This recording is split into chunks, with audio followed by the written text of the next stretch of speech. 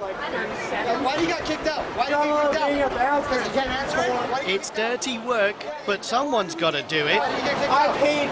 Because you can't answer. Luckily for us, someone wants to do it. When a nightclub party unfolds at the Strathcona Hotel Complex in Victoria, it's all fun and games. Mix in a little alcohol and it's life unscripted. In this adult playground, just about anything could kick off at any moment. I've got my stuff in the bar, man, and they just kicked me out because I paid like $60. I've been punched, kicked, spat on, bit. I've had bottles thrown at me, pool cues, I've had chairs, I've had someone try to run me over with their car. Head of security at the Strath, Knazan, has seen it all in his 17 years as a bouncer, although he says that bouncing isn't exactly what they do anymore. It's a word that was used very much in the 1980s, and then owners wanted to get away from that because bouncing denotes someone grabbing someone, throwing them out of a bar. And really what we do is we're customer service professionals. Clearly there's always some folks who'll disagree with that. They just kicked me out because I wanted to get my stuff at the table. But any bar or nightclub is private property. Someone has to keep it safe for the owners. Here, 24 employees make up the nightclub security team. It's like a story, and all these people are characters. And they've got a lot of ground to cover, with several separate venues inside the building demanding attention at all times.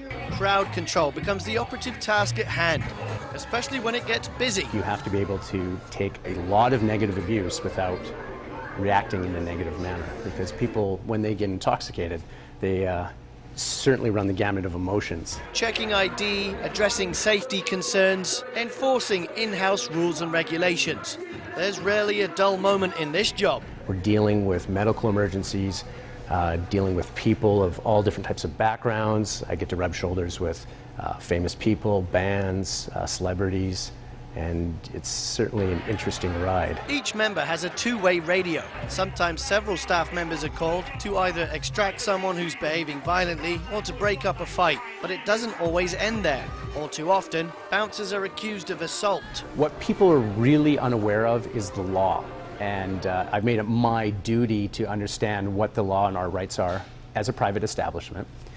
If someone is being asked to leave, then they're trespassing if we've asked them to leave. And if they are asked to leave, they have to stay out of the building for 24 hours according to the law. Because of the seriousness of this job, in 2009 the province phased in the new Security Services Act, making it mandatory for door staff to undergo training and become licensed. And that means they have a criminal record check. They have to do a 40-hour course, which is law, conflict resolution, and things like that, and then write a test. Knazan says he's seen a decline in altercations over the past 5 years. One reason might be the electronic bar watch system in use at Club 919. It red flags people who are known troublemakers, keeping the bad guys out. We're having a time, baby! Woo! Knazan also owns Fia's Studio, a teacher of jiu-jitsu.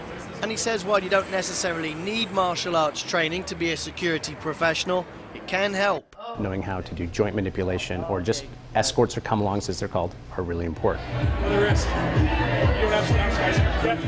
Ari's about to publish a book about his 17 years as a security professional. For anyone interested in what really goes on in the nightlife, this book will be Bouncer 101. The book is called The Doorman's Credo, Tales Behind the Velvet Rope. It's a how-to guide of how to be a doorman. But it's also a journal of some of the wild things that have happened to him. Some of it, he says, you'll be quite surprised about. I can't even tell you how many death threats I've had over the years. So why keep doing it? I really like dealing with conflict and resolving it. And I think that has to do with my martial art background. It's really a reality check. It also builds character. And each character in the Strathcona security story brings their own style to the job, working under the microscope, keeping it a fun place to visit. From the Strathcona Hotel in Victoria, I'm James Green for The Daily.